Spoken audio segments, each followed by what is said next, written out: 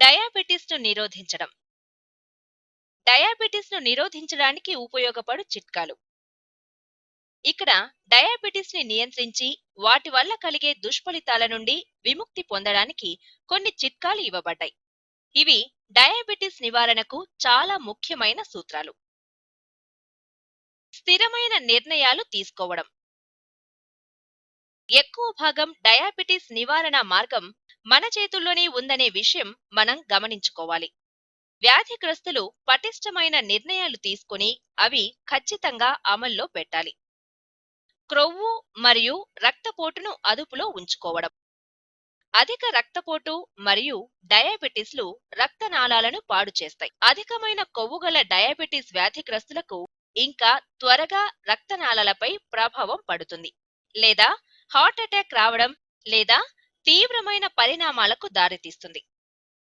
పొగ త్రాగడం మానుకోవడం. పొగ త్రాగే అలవాటు ఉన్నవారు దాన్ని వదిలివేయాలి. అలవాటు లేకపోయినట్లయితే అలవాటు చేసుకోవద్దు. ధూమపానం డయాబెటిస్ ని పెంచుతుంది మరియు దుష్ఫలితాలు త్వరగా వస్తాయి. పొగ త్రాగడం అలవాటు గల వ్యాధిగ్రస్తులు 3 రెట్లు గుండెపోటుతో మరణిస్తున్నారు. క్రమం తప్పకుండా కంటి పరీక్షలు చేసుకోవడం. రక్తంలో ఉన్న అధిక షుగర్ శాతం. క్రమం తప్పకుండా కంటి పరీక్షలు చేసుకోవడం. రక్తంలో ఉన్న అధిక షుగర్ శాతం రోగ నిరోధక వ్యవస్థ పైన ప్రభావం చూపుతుంది. కాబట్టి డాక్టర్ని సంప్రదించిన తరువాత వారు చెప్పిన విధంగా మందులు వాడవలసి ఉంటుంది. పూర్తి గడువు వరకు మందులు వాడాలి. ఈ క్రింది వాటి గురించి డాక్టర్ని అడగడం మంచిది.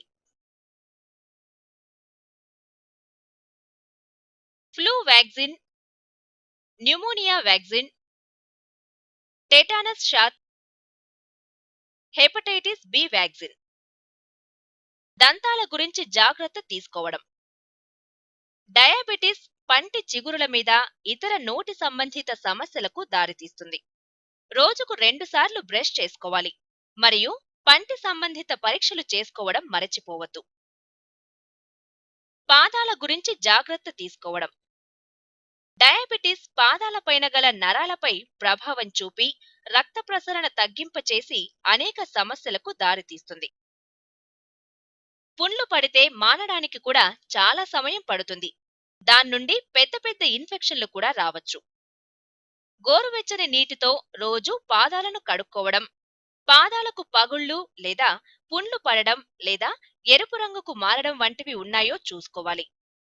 పాదాలను పొడిగా చేసుకోవాలి మరియు కాలివేళ్ల మధ్య డాక్టర్ ఇచ్చిన క్రీములను పాదాలకు క్రింది భాగాన పూయడం మంచిది. పాదాలకు ఏమైనా పుండ్లు పడి మానకపోతే డాక్టర్కు చూపించండి.